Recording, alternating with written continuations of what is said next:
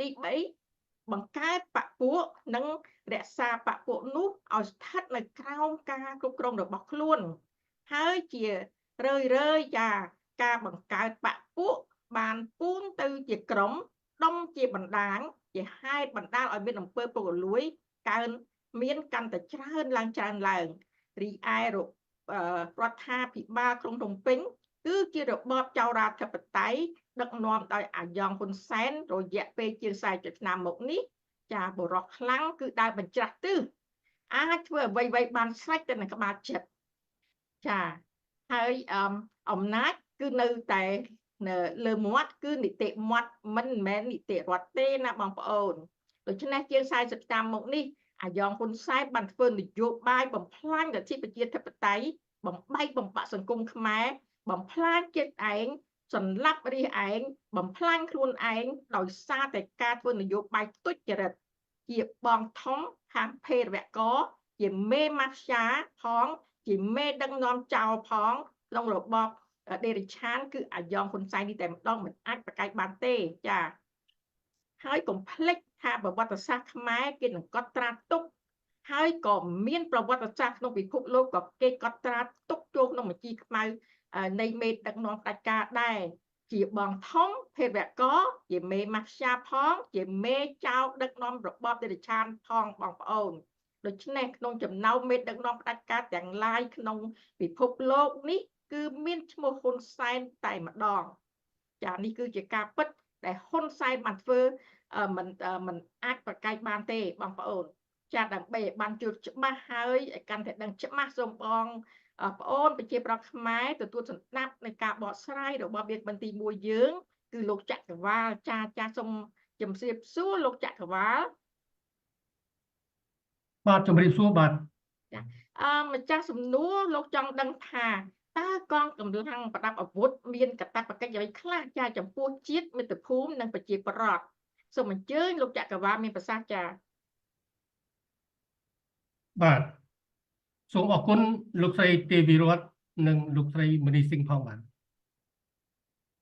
ដោយកិរិយានមស្ការខ្ញុំបកករណាសូមក្រាបថ្វាយបង្គំព្រះរាជគុណម្ចាស់ព្រះថេរានុថេរៈគ្រប់ព្រះអង្គជាទីសក្ការៈសូមគោរពឯកឧត្តមសាស្ត្រាចារ្យបណ្ឌិតដាំឆារីអគ្គមេបញ្ជាការឧត្តមក្រុមប្រឹក្សាខ្មែរជួយខ្មែររំដោះជាតិជាទីគោរពដ៏ខ្ពង់ខ្ពស់បំផុតសូមគោរពបងប្អូនខ្មែររួមឈាមតែមួយដែលរស់នៅពាសពេញពិភពលោកជាទីគោរពរាប់អានសូមគោរពស្វាគមន៍វត្តមានសមាជិកភាពកិត្តិយសចំពោះកិច្ចនៃកម្មវិធីតុកមូលទាំងអស់អង្គនាថ្ងៃនេះជាទីគោរពបាទអតីតទាហានខ្មែរក្រហមអាសែនបានក្លាយជាអគ្គបណ្ឌិតអក្រិតកម្មសង្គ្រាមប្រល័យជាតិសាសន៍ឯងនិងជាអក្រិតកម្មលាងលុយក្រខ្វក់លេចធ្លោបង្ហាញពិភពលោកហើយទូលបង្គំខ្ញុំបកករណាសូមពិតពុទ្ធដីកានិងសូមជម្រាបប្រសាសន៍ដើម្បីបញ្ជាក់ដួសដាស់ដួងប្រលឹងមនសិការជាតិក្រុមចំណងជើងថាព្រួញបំបែកកាមកិលេសនិងការចាក់ធ្លុះក្នុងអារម្មណ៍ដោយបានឃើញថ្ងៃទី17មេសា1975រដ្ឋាភិបាលរបបសាធារណរដ្ឋរបស់លោកសេនាប្រមុខលន់នល់ត្រូវបានកងទ័ពខ្មែរក្រហមបណ្ដេញឲ្យចុះចេញពីអំណាចនិងបញ្ជាឲ្យកងកម្លាំងប្រដាប់អាវុធទម្លាក់អាវុធចុះរួចក៏ដឹកជញ្ជូនកងទ័ពទាំងនោះយកទៅសម្លាប់ចោលស្លាប់ទាំងអស់គ្មានសល់ដោយបានឃើញចក្ខុវិស័យរបស់ឯកឧត្តមសាស្ត្រាចារ្យបណ្ឌិតតាមឆារីមានគោលការណ៍បង្រួមជាតិជាចក្ខុវិស័យទឹកត្រជាក់ត្រីកុំលោកបានអំពាវនាវឲ្យខ្មែររួមឈាមទាំងមួយចូលរួមសាមគ្គីគ្នាដើម្បីដឹកនាំប្រទេសជាមួយនឹងលោកទី2សូមឲ្យអាស៊ានចូលមកអង្គុយនិយាយគ្នាហើយចុះចេញពីអំណាចនិងត្រូវប្រគល់កម្ពុជាជូនលោកមកកាន់កាប់ម្ដងឧត្តមភាពទី2នេះបញ្ជានៅការស្លាប់ជីវិតប្រជាពលរដ្ឋខ្មែរប៉ុន្តែ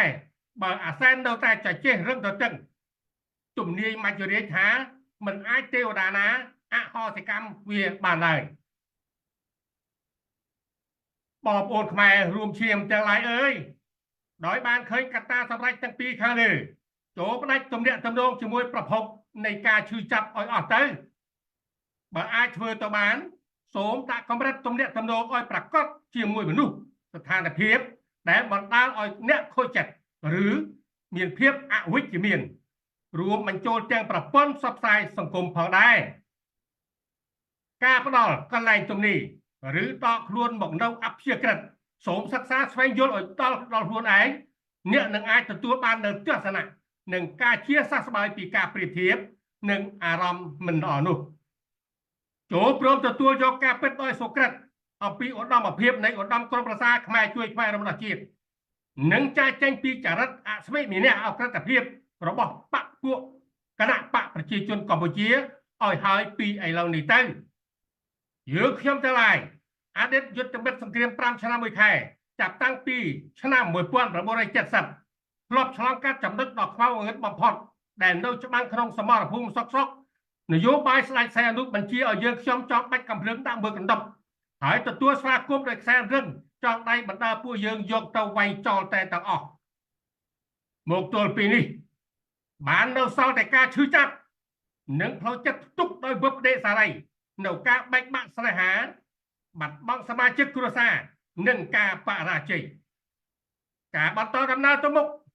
និងការចាកចេញពីការខូចចិត្តឬបរាជ័យអាចជារឿងដ៏លំបាកប៉ុន្តែវាជាឱកាសសម្រាប់ការលូតលាស់នៃគំនិតទុតិយនិយមព្រោះមើលហេតុអ្វីបានជាមានមហិច្ឆតាញាតតែរឿងសម្លាប់ជាតិសាសន៍ឯងដើម្បីការពារតែអំណាចខ្លួនឯងចឹងនោះអ្នកទាំងឡាយអើយចូលច្បាច់យកចំណុចនិយមការអវិជ្ជមាននេះដោយការស្វែងរកដើម្បីឲ្យស្គាល់ថាតើស្ដេចសីហនុបានការពារជាតិការពារទឹកដីកម្ពុជាក្រម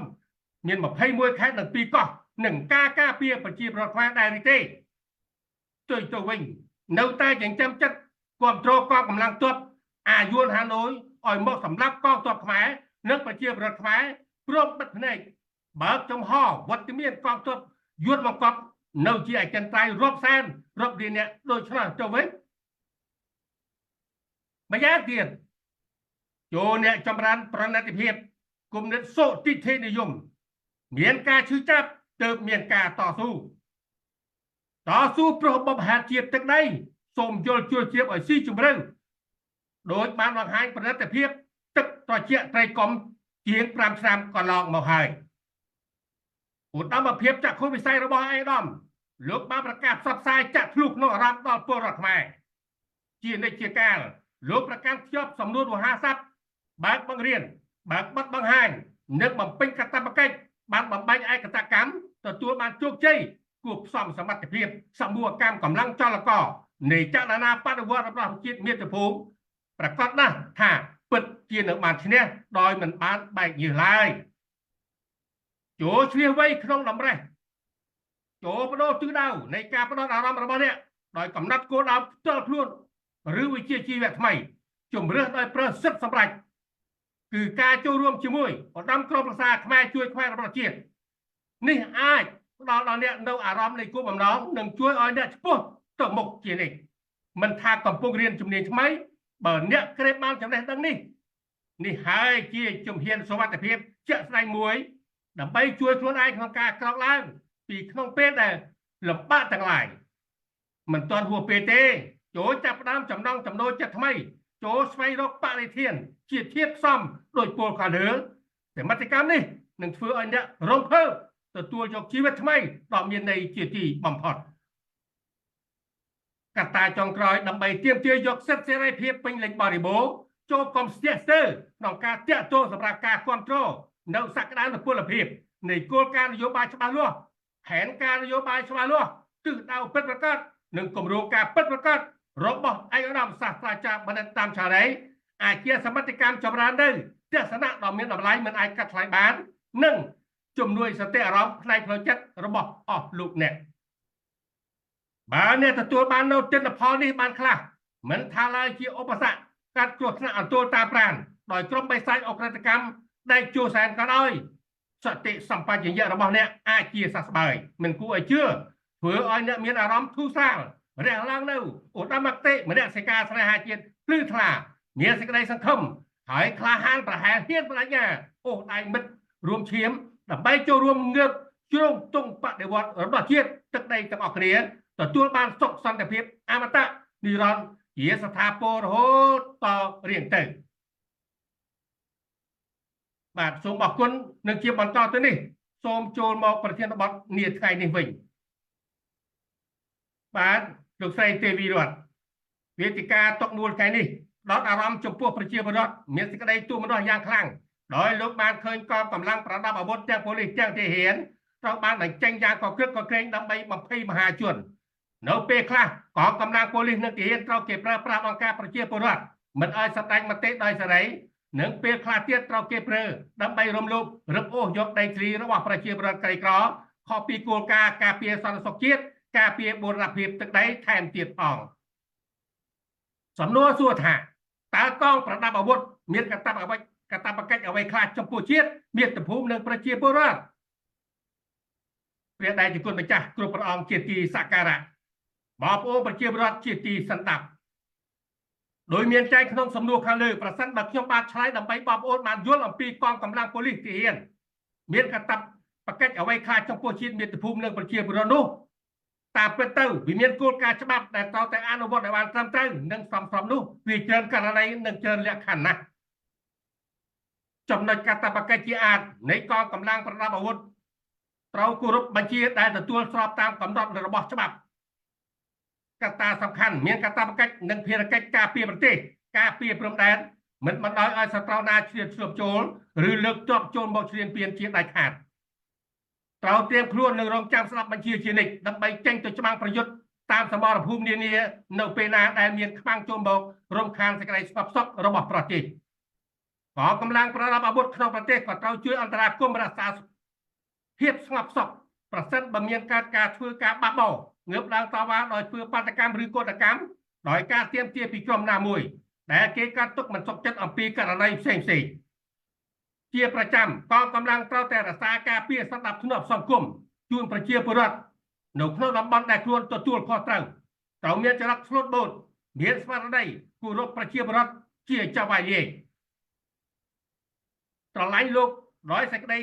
ទៀងត្រង់និងសេចក្តីថ្លៃថ្នូរប្រកបដោយកិត្តិយសខ្ពស់បំផុតជាកត្តាសម្រេចចិត្តនៃតួអង្គគ្រប់រូបនៅក្នុងអង្គភាពត្រូវប្រតិបត្តិតាមបទបញ្ជាទោះជាសម្បីខ្លួនយល់ថាបទបញ្ជានោះពិបាកប្រតិបត្តិតាមដោយប្រការណាមួយក៏ដោយត្រូវរក្សាការសម្ងាត់និងរក្សាពាក្យសម្ដីជាពិសេសអំពីកិច្ចពាក់ព័ន្ធជាមួយកងប្រដាប់អាវុធនោះថែទាំសម្ភារៈទាំងឡាយដែលរដ្ឋបានប្រគល់ឲ្យឬដាក់ឲ្យប្រើប្រាស់ខិតខំប្រតិបត្តិការងារដោយឥតសំចៃកម្លាំងគ្រប់ពេលវេលាម្នាក់ត្រូវតែមានស្មារតីអង់អាចក្លាហានមានវីរភាពខ្ពស់តស៊ូបដូរផ្ដាច់ប្រកបដោយសេចក្តីស្មោះត្រង់និងមានមនសិការជាតិឧត្តមបំផុតបើនិយាយអំពីសិទ្ធិនៃកងកម្លាំងគឺមានសិទ្ធិនិងសេរីភាពដូចជាប្រជាពលរដ្ឋដទៃទៀតដែរក៏ប៉ុន្តែត្រូវមានគោលជំហរអភិក្រិតភាពក្នុងការបំពេញមុខនីតិស្របច្បាប់តាមលក្ខន្តិកៈទូទៅនៃកងកម្លាំងរបស់ជាតិមានច្បាប់ខ្លះត្រូវបាត់សិទ្ធិមិនសម្ដែងជាសាធារណៈនៅគំនិតនិងមតិឬជំនឿផ្ទាល់ខ្លួនដែលមានលក្ខណៈជាទស្សនវិជ្ជាឬនយោបាយសូម្បីតែចូលរួមធ្វើបាតកម្មឬកោតកម្មក៏មិនអនុញ្ញាតជាដាច់ខាតក្រៅពីភារកិច្ចក្នុងកងប្រដាប់អាវុធប៉ូលីសទាហានត្រូវចូលរួមក្នុងជីវភាពសង្គមក្នុងកាលៈទេសៈចាំបាច់ដូចជាការជួយប្រមូលផលប្រជាពលរដ្ឋការជួយប្រជាពលរដ្ឋពេលមានគ្រោះអាសន្នអន្តរាយការជួយកសាងហេដ្ឋារចនាសម្ព័ន្ធនិងជួយណែនាំប្រជាពលរដ្ឋតាមភូមិឃុំខេត្តក្រុងនានាឡាប៉ុន្តែផ្ទុយទៅវិញដែលគួរឲ្យសោកស្ដាយនឹងអាណត្តិអាសូរជាតិខ្លួនឯងជាពន្ធពេកណាស់បើយោងតាមប្រវត្តិសាស្ត្រពាក់ព័ន្ធនឹងកាតព្វកិច្ចនៃកងកម្លាំងប្រដាប់អាវុធមាននាសម័យកាលខ្លះប្រទេសកម្ពុជាស្ថិតនៅក្រោមអាណានិគមនិយមបរទេសមានបារាំងជប៉ុនសៀមយួនទាំងមេដឹកនាំជាស្ដេចផែនដីទាំងកងកម្លាំងប្រដាប់អាវុធការពារជាតិមាតុភូមិត្រូវបានបាត់បង់តួនាទីរក្សាការពារជាតិរបស់ខ្លួនដើម្បីឲ្យបានគង់វង្សស្ថិតនោះអស់រលីងហើយផ្ទៃក្រឡាទឹកដីរាប់លានគីឡូម៉ែត្រក្រឡាលាតសន្ធឹងដល់ចិនម៉ាឡេយូជាចក្រភពមួយដ៏ធំធេងត្រូវរបេះដាច់បាត់ដោយសារសង្គ្រាមគ្នាឯងនិងអំណាចប្រទេសអាណានិគមកាត់ទៅឲ្យសៀមយួនលាវមកនៅប៉ុនបាដាយស្ទើរតែមិនគ្រប់ 181.035 គីឡូម៉ែត្រកន្លះផងនោះដូច្នេះ នៅក្នុងក្បួនច្បាប់ដែលចែងអំពីច្បាប់រក្សាការពារទឹកដីការពារប្រជាពលរដ្ឋមានតែនៅក្នុងក្រដាសតែប៉ុណ្ណោះជារួមមកទល់បច្ចុប្បន្ននេះទាំងច្បាប់រដ្ឋធម្មនុញ្ញទាំងមេដឹកនាំកំអែលត្បូងចោលជាសមាជិកក្នុងរដ្ឋាភិបាលចោលវាជាមនុស្សចោលមានក្បាលជាយួនខ្លួនជាខ្មែរបណ្ដុំក្បាលគ្នាទាំងវងទាំងកងកម្លាំងមានជាតិសាសន៍អាយុមកកប់ក្នុងស្ថាប័នរដ្ឋនីមួយៗពេញព្រៀបច្រើនជាងពាក់កណ្ដាលជាតិសាសន៍ខ្មែរចាប់ពីថ្នាក់កម្ពុជាដល់ថ្នាក់អាជ្ញាធរមូលដ្ឋានដែលចូលរួមគ្នាបំផ្លាញជាតិសម្រាប់ជីវិតប្រទេសជាតិបានធ្វើឲ្យប្រជាពលរដ្ឋខ្មែរតក់ស្លុតស្មារតីបាក់បោកផ្លោបខ្លាចបាក់ស្បាតមិនហ៊ានប្រើសិទ្ធិអំណាចសម្ដែងមតិឬចេញតតាំងដើម្បីយុត្តិធម៌អ្វីឡើយមិនអាចប្រកែកតវ៉ាបានទេកងកម្លាំងប៉ូលីសនិងទាហានដែលច្បាប់ឲ្យកាន់អាវុធមិនបានយកទៅការពារប្រជាពលរដ្ឋក្រៅពីប្រព្រឹត្តតែអំពើពុករលួយកេងប្រវ័ញ្ចជួស្រែលើខ្នងរាជការពារតែបពពួកត្រកូលហ៊ុនសង្គ្រោះបំរើការពារតែចោយួនស៊ីឈ្នួលតកែចិនយួននិងការពារសន្តិសុខឲ្យអ្នកមានអំណាចដែលវប្បធម៌នេះវាបានคล้ายទៅជាអំពើអក្រិតកម្មសង្គ្រាមប្រឡាយជាតិសាសឯងគុំកម្លាំងសាមគ្គីចាក់សេះគ្នាជាទ្រង់មួយដោយឆ្ពោះទៅសម្លាប់ជីវិតមនុស្សដោយសត្វពីមួយថ្ងៃទៅមួយថ្ងៃមិននិយាយរត់ច្បាប់ជាតិនិងមិនខ្លាចអន្តរជាតិគេស្គាល់ទោសសោះឡើយប្រព័ន្ធការពារធូររលុងខ្មោចក្នុងឲ្យដៃទើបខ្មោចក្រៅចូលយ៉ាងណានែនតាន់តាប់ពួកវាយកកម្ពុជាជាទីជម្រកចោរកម្មអក្រិតកម្មជាទីលានចរាចរណ៍គ្រឿងញៀននិងលាងលុយក្រក់សំបុកអក្រិតកម្មជននិងភេរវជនគេឈ្មោះប្រទេសស្អុយត្រឡោមកកកុញសុទ្ធតែមេម៉ាប់សាទាំងបៃទាំងត្រទាំងមាននាងរត់រអានេះរត់រអ្នកអាខាក់លៈវិរត់រមីកបាក់សាអាព្រាបខ្លារត់រអនរៈអ្នកតាកាច់ឯរាជខ្មែរម្ចាស់ស្រុកអ្នករស់រត់ចោលស្រុកអ្នកនៅក្នុងស្រុកខ្លួនឯងទឹកភ្នែកជូតក្បាលជង្គង់អ្នកស្លាប់និងអ្នកបាត់ខ្លួនមិនដឹងខ្លួនខុសពីរឿងអ្វីឡើយក្នុងជីវិតរស់នៅសម័យមិនចែកគ្នារស់ឆ្លោះគ្នាដល់ដើមចង់បានតែពីគេពាក់ព័ន្ធកងកម្លាំងប្រដាប់អាវុធអ្នកដែលស្ម័គ្រចិត្តចង់ចូលបម្រើក្នុងស្ថាប័ននៃកងឯកភាពកងប្រដាប់អាវុធនេះសុទ្ធតែសោកលុយសោកកាក់រាប់ពាន់រាប់ម៉ឺនដុល្លារដើម្បីទិញសក្កេទើបបានជាប់បានការងារធ្វើម្ល៉េះហើយនៅពេលបានចូលកាន់តំណែងមុខនីតិហើយវាត្រូវតែរងលុយដោយប្រព្រឹត្តតែអំពើពុករលួយដើម្បីស្រង់ដើមរីឯការស្រង់ដើមនោះម្នាក់ប្រើប្រាស់ទូនីតិគៀបសង្កត់រាជឆក់ប្លន់សម្លុតគម្រាមកំហែងប្រជាពលរដ្ឋនឹងធ្វើតាមបញ្ជាអាមេចជាមេកងពលមេបញ្ជាការភូមិភាគអុកញ៉ានិងមេឈ្មោះទុច្ចរិតដើម្បីបានលុយមកវិញតើមានពេលណានឹងបំពេញកាតព្វកិច្ចដើម្បីការពារជាតិការពារសុខសន្តិភាពជូនប្រជាពលរដ្ឋទៅខ្ញុំបាទសូមអនុញ្ញាតម្ចាស់សំណួរមេត្តាអភ័យទោសដែលមិនបានបរិយាយឲ្យបានសមស្របតាមប្រធានបទប៉ុន្មានទេប៉ុន្តែខ្ញុំបាទសូមបង្វែរជាអថាបតិរូបដើម្បីប្រៀបធៀបកងប្រដាប់អាវុធរបស់ក្រសួងការពារជាតិនិងក្រសួងមហាផ្ទៃអតីតកាលនិងបច្ចុប្បន្នភាពរបស់របបអាត្រកូលហ៊ុនដែលវាជាកម្ពុជាឆ្កែអាយ៉ងអាសកេយឺនេះឬអំណាចផ្ដាច់ការយករាជខ្មែរជាសត្រូវដោយក្នុងសម័យវាពិឃាតខ្មែរស្លាប់ជាង3លាននាក់ដោយអាវុធក្បាលនិងត្បូងចោលផែនការក5បញ្ជូនខ្មែរឲ្យទៅស្លាប់ជិតកន្លះលាននាក់ក្នុងចំការមានតាមព្រំដែនខ្មែរថៃព្រមទាំងចំនួនបាតកម្មនៅផ្លូវវែងស្រេងស្លាប់និងបាត់ខ្លួនយ៉ាងអណយធម្មជាទីបំផុតពេញមួយត្រកូលនៃក្រុមក្បត់ជាតិជាកូនជាចៅរបស់ខ្មោចលោកយាយឌីប៉ុកនិងលោកតាហ៊ុននាងទាំង7សតានបានធ្វើជាអាយ៉ងខ្ញុំបញ្ជាក្រុមបាត់ជើងយួនចិនហើយបានយកកម្ពុជាដាក់ចូលក្នុងសហព័ន្ធដូចចិនបានសម្រេចទៅហើយអាសែនអតីតកម្មាភិបាលខ្មែរក្រហមរៀលជាគិតកោដៃឆៅមានដៃប្រឡាក់ឈៀងប៉ែវាកំពុងក្តោបក្តាប់អំណាចតែម្នាក់ឯងដែលប្រើវិធីគ្រប់គ្រងរដ្ឋបាលដោយប្រើប្រព័ន្ធច្បាប់អាជ្ញាស័ក្តិងាកចាប់ដាក់គុកងាកសម្លាប់បបិទមាត់ដើម្បីផ្គប់ចិត្តអាគន្ទប់យួនដែលមានមហិច្ឆតាសម្លាប់ខ្មែរផ្ដាច់ពូជដើម្បីយកប្រទេសខ្មែរដាក់ឲ្យជនជាតិវារស់នៅអាសែនសម្រាប់កាត់ទឹកកាត់ដីព្រៃព្រឹក្សាតែម្នាក់ឯងគ្មានសួរមតិយោបល់ពលរដ្ឋខ្មែរអាសែនចុះកិច្ចព្រមព្រៀងអភិវឌ្ឍសេដ្ឋកិច្ចជាមួយយួននៅតំបន់ត្រីកោណ CLV បាត់អស់4ខេត្តថ្មីនេះវាបានដកខ្លួនចេញពី CLV នោះតើវាដកមែនដែរទេវាកំពុងលេងល្ខោនបង្វែរមតិអ្នកតវ៉ាឬរិះគន់ប្រើយុទ្ធសាស្ត្រដកថយមួយជំហានរួចវាយឡើងវិញ3ជំហានប៉ុន្តែយើងមិនដែលជឿបនកុម្មុយនីសជាពូជកុហកបោកប្រាស់ទាំងនោះឡើយ វាគ្មានគ្រូណាប្រដៅក្នុងវិធានការការពារជាតិនោះទេតាំងពី7មករា1979អាដែលចូលដាក់ប្រទេសដាក់លក់ត្រូវដាក់ពាក្យជំនួសវិញដោយពាក្យថាបំផ្លាញជាតិមាតុភូមិទៅវិញទើបបានត្រឹមត្រូវជាង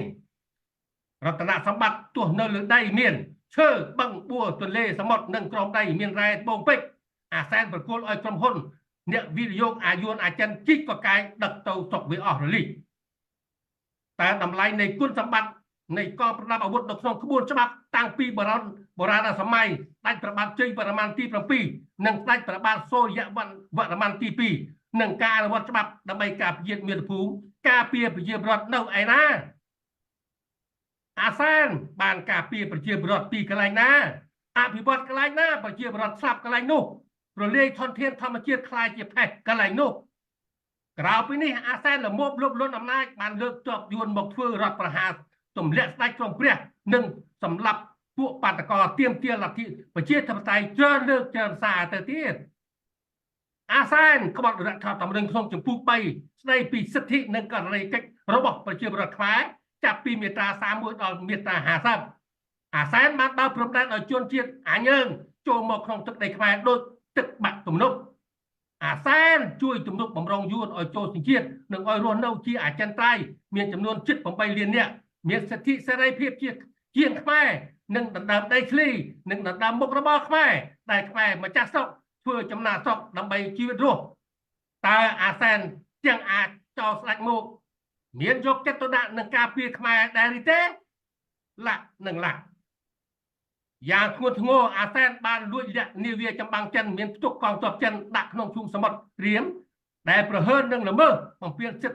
ទ្ធិសញ្ញាច្បាប់នៃកិច្ចព្រមព្រៀងទីក្រុងប៉ារីស$23,1991សរុបទៅដោយសារកម្ពុជានៅក្រោមឥទ្ធិពលវៀតណាម